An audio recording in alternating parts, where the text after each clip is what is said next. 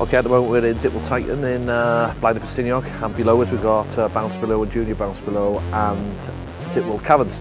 At the moment we are, over the winter, we're shutting down Bounce Below for maintenance, and we're creating a bigger, better experience with new slides and a larger area so we get more people in for bounce.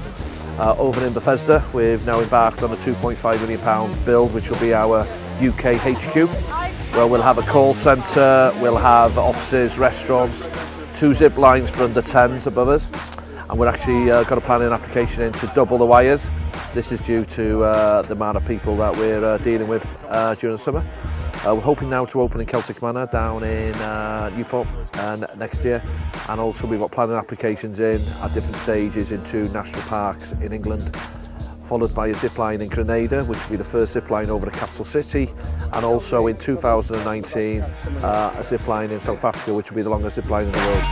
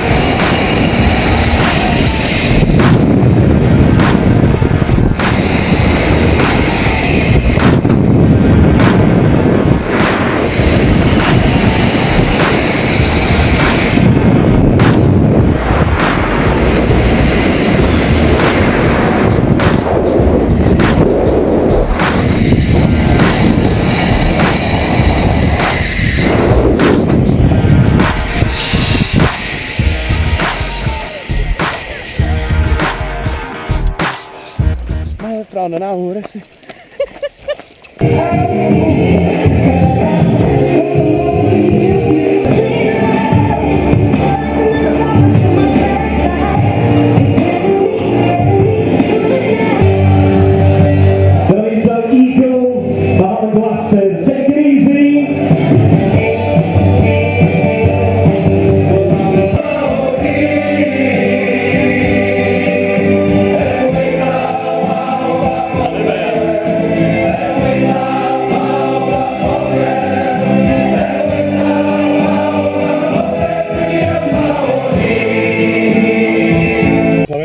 Mae'n 20 munud wedi 7.